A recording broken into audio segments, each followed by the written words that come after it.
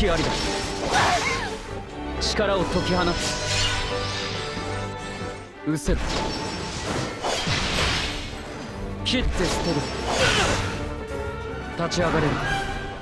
私が失せろ。はっ。隙ありだ。まだ死ぬんだ。私には仲間がいる。消えろ。呪われし定めよ。無に帰るがよい。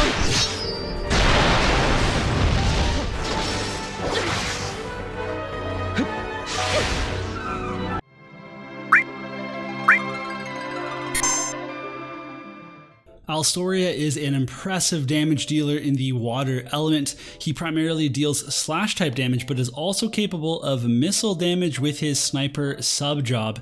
Alstoria can be built for 100% defense penetration and even has some slash resistance penetration and both breaks for defense and slash resist in his kit. However, balancing Alstoria's passives and TP skills will be a very important part of getting the most from him.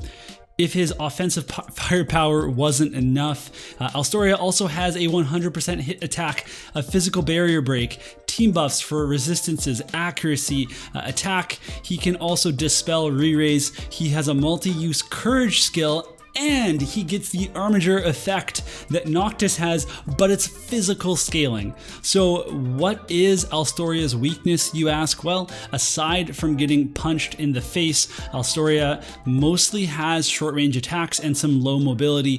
AP is also going to be a concern, but he has both acquired AP up and AP consumption down baked into his kit. So truly the biggest challenge with Alstoria simply will be figuring out how you want to build them. So now I bet you want to hear all about Alstoria's kit, but first I have to ask each and every one of you to subscribe to the channel. Okay, let's start with the main skills. First up, we have a blade that does not return. This is a bread and butter move that's going to remove re-raise. What makes it tricky is that he's not going to use it if it's not strong enough to kill a unit, but another skill is, so you might miss out on that re-raise. However, if this will kill a unit, then obviously that's a really good way to get rid of re-raise. His Armiger effect is going to get rid of it anyway if he's used his LB, so I mean, there's multiple ways for him to deal with re-raise. Indomitable and Unyielding is a courage buff that also gives him 40% defense penetration and 35% AP consumption reduction as long as he still has that courage buff. So it's very interesting. It's obviously very powerful. It also has two uses, good for guild battle, good for long battles, where he has a chance to use it a second time. So as long as he lives, he's going to have those two secondary buffs. Then we have EX Break, which is a very interesting AoE pattern. It actually makes the range 5 long, just not in a straight line. Defense breaks are always awesome and they're always very welcome. But am I missing something here with the EX Job upgrade? Because it only gives 1 extra use. Then we have Black Indispensable Blade, which has a very high potency, 100% hit attack. Sign me up. Square Wall is a slash resist buff, which is very important for the current JP meta. The HP increase is actually very useful, but it's just often doesn't seem like it's worth it on the skills when that's the only effect of the ability. But when you have it with some other effects, it's actually very useful. The absorption effect is also a bonus for him. It should help him heal up after a courage procs, but these effects aren't always the best. Finally, we have Double Shield Slash. I mean, honestly, what utility doesn't Alstoria have? Seriously, this is a large 2-hit attack that also breaks physical barriers. Yes, please.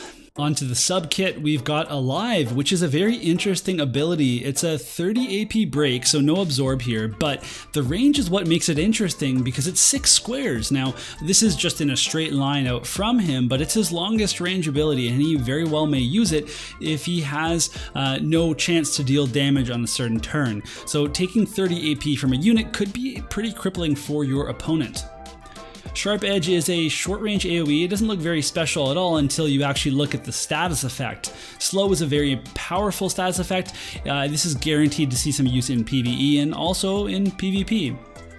Then the TMR, the Majesty of the Majesty of the Rebellion. That's blacks in every second skill here, but he's a water unit. It gives agility, attack, and bravery all in one buff. It's a weird AoE pattern. Overall, looks very solid. Going to be a great TMR for new players or any player looking to add an attack buff to their comp.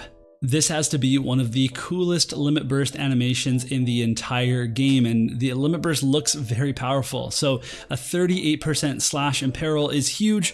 We can get that from a few units now, so it's not necessarily unique, but what is truly special about this limit burst is that it grants a 3-turn buff to Alstoria that adds on an additional attack after a skill that he uses. So this is like Noctis's Armiger, but it's attack scaling, so it's going to deal more damage than his does.